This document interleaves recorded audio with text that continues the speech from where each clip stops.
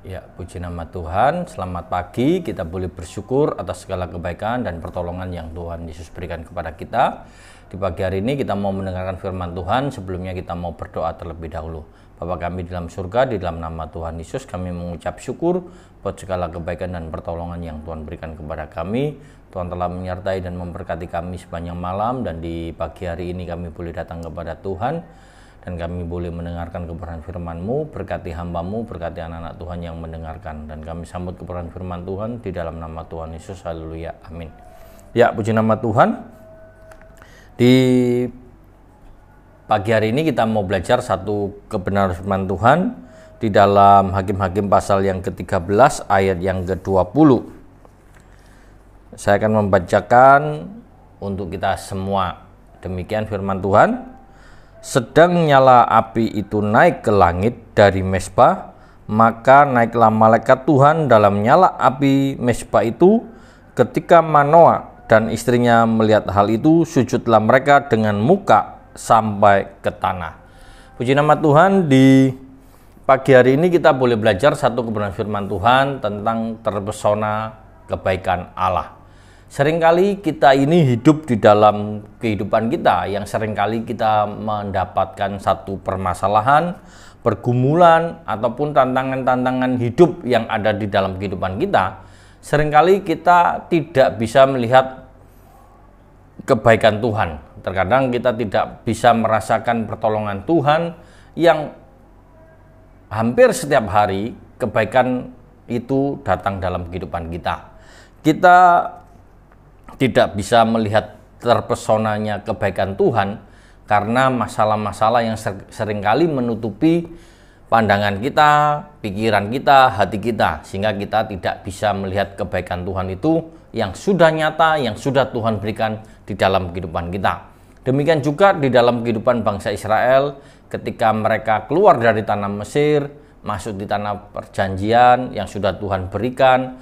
Lalu ketika di dalam masa pemerintahan Yosua sudah lewat, mereka masuk di dalam zaman Hakim-Hakim.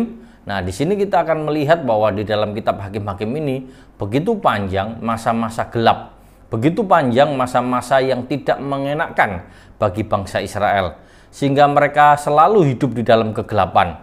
Dan ini merupakan salah satu tanda yang menyakitkan yang terjadi di dalam kehidupan bangsa Israel, di mana mereka selalu hidup di dalam ketidakbaikan, ketidaknyamanan, sehingga mereka mengalami satu peristiwa yang gelap yang seringkali kita lihat. Banyak orang yang mengatakan bahwa di dalam kitab Hakim-Hakim adalah masa penurunan rohani bangsa Israel. Masa gelap itu istilah-istilah yang dimunculkan di dalam kehidupan bangsa Israel pada zaman Hakim-Hakim. Nah, di sini kita bisa melihat bahwa mereka tidak lagi bisa melihat kemuliaan Tuhan seperti sebelumnya ketika mereka di padang gurun melihat tiang awan, tiang api, tetapi dia melihat masa-masa gelap di mana mereka diserang, harta hasil panennya dirampas, ditindas, diperbudak lagi. Itu adalah satu masa yang tidak menyenangkan yang dialami oleh bangsa Israel. Nah, di sini kita bisa melihat bahwa ketika mereka mengalami yang begitu banyak macam penderitaan dan pergumulan, bukan mereka percaya kepada Allah, bukan mereka sungguh-sungguh kepada Allah, tetapi mereka juga melainkan bangsa Israel ternyata berputar-putar pada masalah itu. Kalau kita memperhatikan setelah Yosua tidak ada, kita lihat bahwa semua bangsa Israel pada waktu itu hidupnya berputar-putar, selalu melakukan hal-hal yang tidak benar di hadapan Tuhan. Lalu kalau kita mengingat bahwa Tuhan mengizinkan seorang perempuan yang bernama Deborah menjadi seorang hakim-hakim, maka kita tahu bahwa Deborah lah membawa bangsa Israel untuk kembali datang kepada Tuhan, sehingga mereka bisa mengingat kebaikan Tuhan, dan Deborah adalah seorang perempuan yang dipakai oleh Tuhan untuk menjadi hakim di bangsa Israel.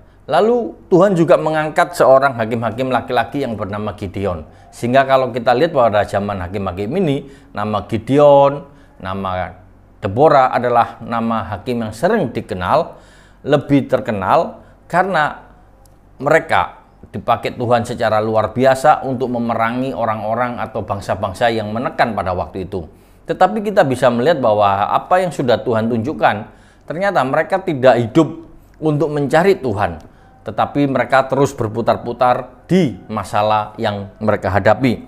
Mereka tidak bersyukur atas pertolongan Tuhan bahwa mereka sudah dibebaskan, tetapi mereka kembali ketika Deborah meninggal, ketika Gideon meninggal, mereka ternyata tidak bertobat. Mereka tidak mencari pertolongan kepada Tuhan yang menjadi sumber berkatnya. Nah, di sini kita bisa melihat bahwa seringkali kehidupan kita juga kita diingatkan oleh hamba Tuhan, kita semangat. Ketika hamba Tuhannya sudah tidak dekat dengan kita mulai kembali jauh dari Tuhan. Kita akan terjebak lagi dengan siklus kehidupan kita yang berputar-putar di dalam masalah yang kita hadapi. Nah, di sini kita bisa melihat bahwa apa yang dialami oleh bangsa Israel itu terjadi di dalam kehidupan seorang laki-laki yang bernama Manoah. Nah, Manoah ini adalah seorang yang memiliki istri yang menginginkan seorang anak. Nah, kita bisa melihat bahwa kebutuhannya dia untuk memiliki seorang anak, dia itu berdoa kepada Tuhan. Manoah adalah seorang ayah, seorang yang jujur. Dia adalah orang yang sibuk dengan apa yang dia kerjakan, dan dia mau melakukan apa yang benar di dalam kehidupannya. Ketika dia memberikan satu permohonan kepada Allah dan Allah mengirim putusan, nah ketika kita membaca di dalam ayat yang 20 ini, mereka itu sujud kepada apa yang dia lihat. Nah, tetapi kalau kita lihat bahwa apa yang dilihat oleh Manoah pada waktu itu, dia berpikir bahwa ini adalah sesuatu hal yang Manoah lihat adalah sesuatu yang berbeda dengan yang biasanya dia hadapi. Lalu dia memohon menjadikan bahwa apa yang dilihat penampakan malaikat itu dia tidak mengetahui bahwa itu adalah malaikat utusan Tuhan. Maka dia memiliki satu ide untuk membangun mezbah, untuk memberikan persembahan kepada malaikat itu berupa makanan, dan dia berusaha untuk mengetahui siapa nama makhluk itu atau malaikat itu. Tetapi di sini kita bisa melihat bahwa malaikat itu menyatakan satu pernyataan dari Tuhan, bahwa dia adalah malaikat yang diutus oleh Tuhan. Ketika malaikat Tuhan ini mengatakan kepada Manoah dan istrinya, maka Manoah sujud menyembah. Dan disinilah kita bisa melihat bahwa respon Manoah dan istrinya menyadari bahwa mereka telah menerima seorang utusan dari Allah. Di sini kita boleh bersyukur apa yang mereka lakukan, bahwa ketika dia mendengar dari Allah adalah hal yang sangat luar biasa untuk membuat Manoah lebih sungguh-sungguh, lebih merespon bahwa Tuhan memperhatikan apa yang menjadi pergumulannya. Nah, di sini kita boleh belajar bahwa terkadang ketika kita hidup dalam pergumulan, ketika kita melihat sesuatu tanda, kadang-kadang kita sudah menganggap tanda itu, sudah kita punya pandangan, kita sudah punya pemikiran yang lain.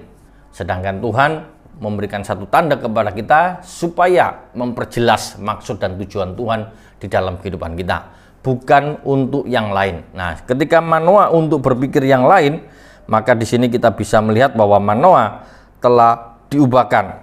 Apa yang dia inginkan, ternyata Tuhan sudah ingatkan bahwa dia akan memperoleh keturunan.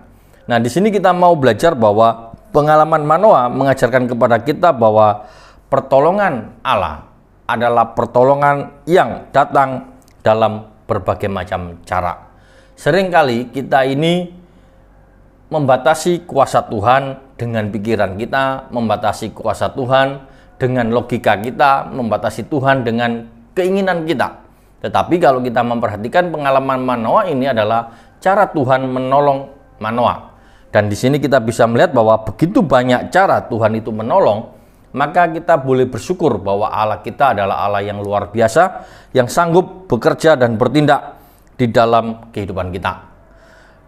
Janganlah kita melupakan sumber yang sesungguhnya. Sumber Allah yang menjadikan berkat itulah yang menjadi kekuatan kita.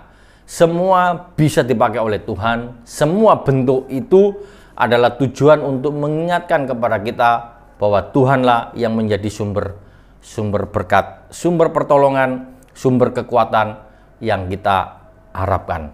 Di sini kita boleh belajar pertolongan Tuhan itu terjadi dalam hidup kita, dan biarlah kita selalu ingat akan sumber berkat itu. Manoa melihat bahwa sumbernya adalah benar, tidak seharusnya kita melupakan berkat Tuhan. Kita tidak melupakan sumber yang sudah memberikan kepada kita, tetapi kita harus berterima kasih, bersyukur atas perhatian Allah di dalam kehidupan kita. Manoa melihat kebaikan Tuhan, terpesona dengan kebaikan Tuhan dengan cara yang luar biasa, yang dimana dia tidak pernah melihat malaikat Tuhan. Dia melihat sesuatu makhluk itu, siapa makhluk ini? Apa namanya? Itu adalah satu keinginan yang dia ketahui ketika malaikat ini berkata bahwa dia adalah malaikat Tuhan, utusan Tuhan, maka dia melihat kebaikan Tuhan yang luar biasa. Di sini kita bisa melihat bahwa Allah memberkati kita supaya kita selalu mencari nasihat-Nya. Kita diajar untuk selalu dekat kepada Tuhan karena Tuhan adalah sumber nasihat di dalam kehidupan kita. Biarlah kebenaran firman Tuhan mengingatkan kepada kita, terpesona dengan kebaikan Allah. Itulah yang boleh menjadikan kita selalu percaya bahwa Allah selalu menyertai kita dan memberkati kita, dan kita jangan lupa untuk berterima kasih. Apapun bentuk pertolongan Tuhan itu selalu ada dan selalu dekat dengan kita. Terkadang kita lupa dengan kebaikan Tuhan karena masalah kita. Kalau kita mengingat kembali, kalau kita runtut dari ketika kita bangun pagi sampai kita mau tidur, begitu banyak pertolongan Tuhan yang hadir dalam hidup kita. Pasti kita akan terpesona dengan kehidupan kita, diri kita sendiri yang sudah dipelihara oleh Tuhan dari kecil sampai dewasa adalah satu pemeliharaan Tuhan yang luar biasa. Orang-orang yang ada di sekitar kita adalah satu tempat untuk membentuk kita dan untuk kita selalu sadar, untuk kita selalu mencari Tuhan dan berterima kasih kepada Tuhan. Biarlah kebenaran firman Tuhan di pagi hari ini mengingatkan kepada kita bahwa Tuhan adalah selalu memberikan sumbernya di dalam kehidupan kita. Ketika kita mencari Tuhan, Tuhan selalu siap memberikan pertolongan. Karena itu kita bisa melihat kebaikan Tuhan yang luar biasa. Amin firman Tuhan, mari kita berdoa. Bapa kami dalam surga, di dalam nama Tuhan Yesus, kami mengucap syukur buat segala kebaikan dan pertolongan Tuhan. Tuhan sudah menyertai dan memberkati kami di dalam pemberitaan firman Tuhan pada pagi hari ini. Tuhan memberkati setiap anak-anak Tuhan yang sudah mendengarkan.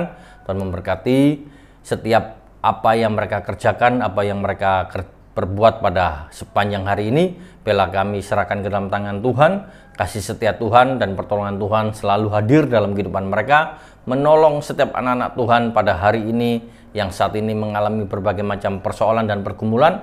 Biarlah kami senantiasa melihat kebaikan-Mu yang luar biasa yang membuat kami terpesona akan Engkau. Setiap anak-anak Tuhan yang saat ini mengalami berbagai macam pergumulan, kami serahkan ke dalam tangan Tuhan. Biarlah kasih dan kebaikan Tuhan selalu hadir, memberikan kesembuhan, memberikan kemenangan, memberikan pertolongan dan kekuatan yang sempurna di dalam kehidupan kami. Di dalam nama Tuhan Yesus kami berdoa dan mengucap syukur. Haleluya. Amin. Selamat pagi, Tuhan memberkati.